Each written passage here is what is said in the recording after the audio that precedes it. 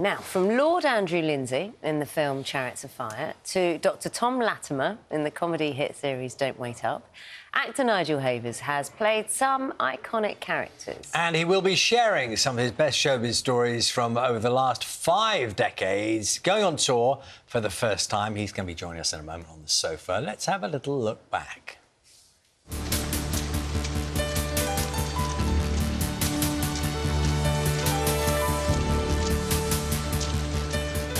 Getting divorced was the wisest thing I have ever done.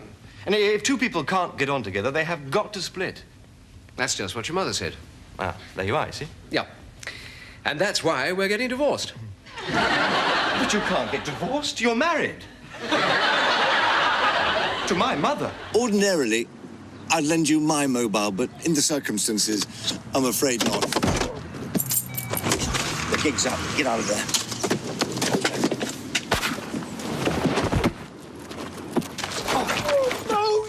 Get off me! I am making a citizen's arrest!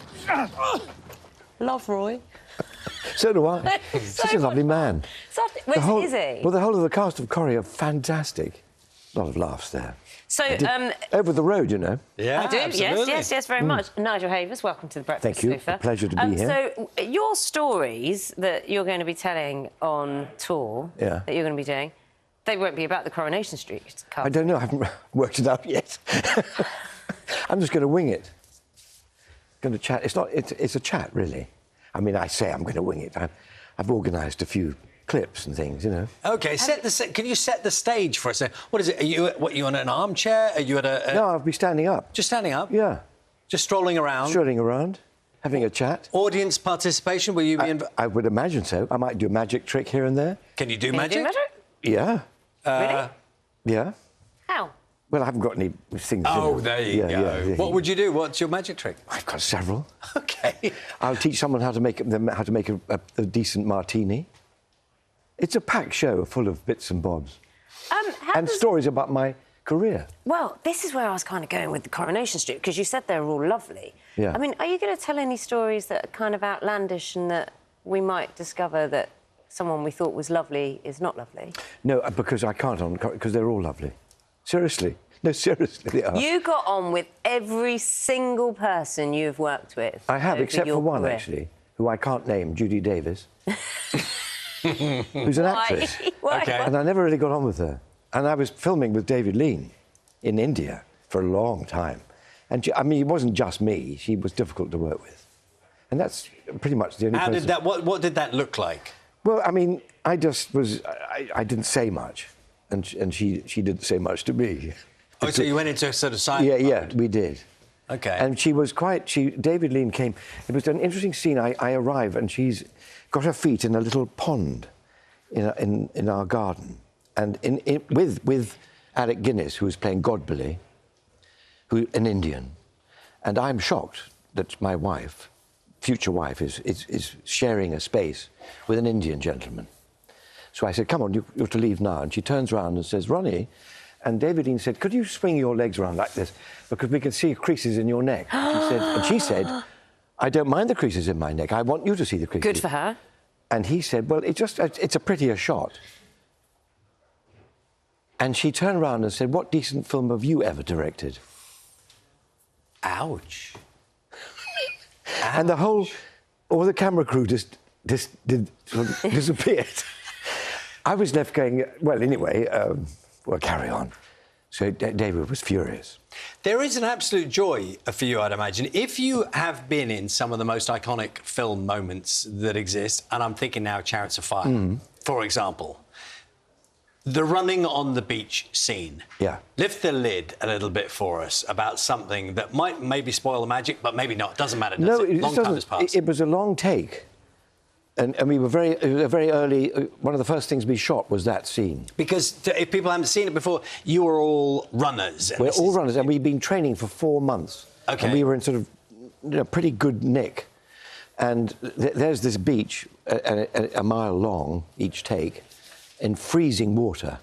And our coach said, this is not a good thing for an athlete to do.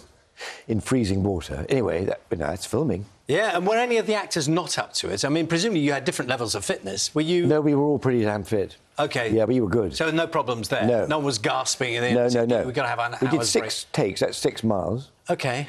Roughly. We carried on filming, and then a note came from the lab saying that the neg got spoiled in the bath, it's called. So you couldn't... It was...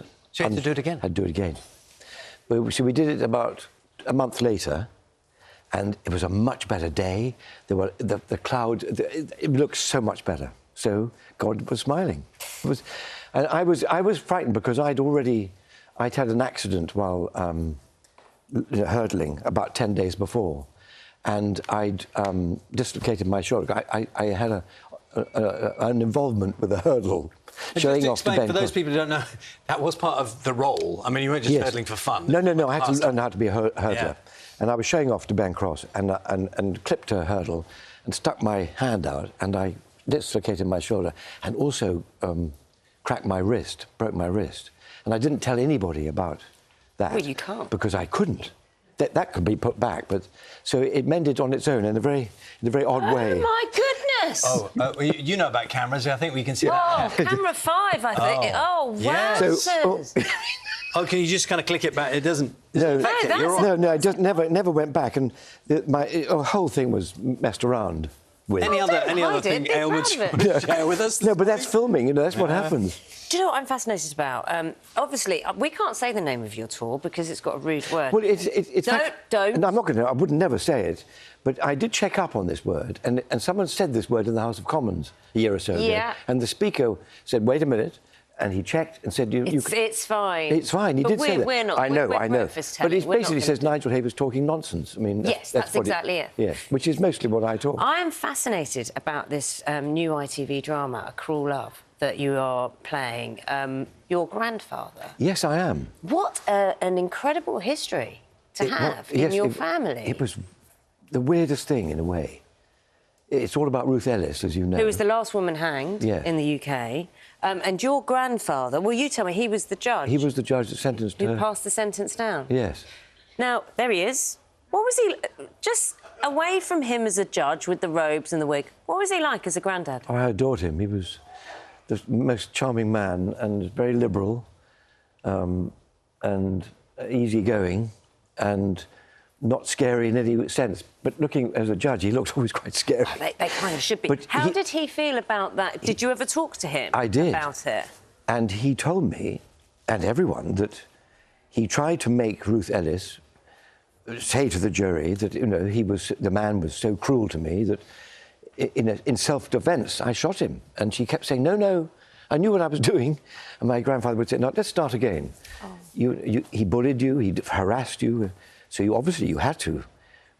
No, I wanted to shoot him. You know, whatever he said, she wouldn't go down that road. I mean, his job was, and his hands were tied, because whatever happened, if you murder someone in those days, you were hanged. It's quite a thing to have on you, isn't it? When you know you pass that. I mean, as a judge, you know that's going to happen. Yeah. But for that to be part of his legacy... This is one of the many reasons we don't still do this, because the court and the atmosphere in the court is so extraordinary. Because if you're found guilty, that is the end of you.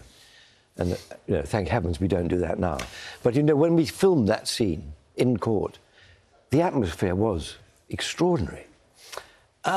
You've got a very kind of calm, mellow sort of vibe about you. Do you ever get wound up about stuff? I get wound up about bicyclists who nearly kill me on the pavement. Is that that's the thing that gets you, isn't it? Get really angry That's about the only thing that does. That's it, isn't it? Well, only if they're on the pavement, though, not if they're... Yeah, if they go through... I have a thing about them, because they don't obey any rules of the road. Do you bellow at them? I do. Oh, do you? My wife says to me, don't do that, because one day someone will turn around and thump you, which they nearly have, actually. Oh, dear. Well, don't do it. Good luck on the tour. So lovely. Thank you. We're going to... we start off in Norwich, by the way, but then we're going... Just dates. Yeah, they're really nice. I'm looking forward to it, even though I'm slightly apprehensive, because I've never done it before. And I'm not a stand-up comic. Something tells me you are a but born raconteur. you're a good I don't raconteur. think there's an issue there. I really don't. Lovely to see you this morning. Thank you. A pleasure. Lovely to see you. Nigel's tour begins next month.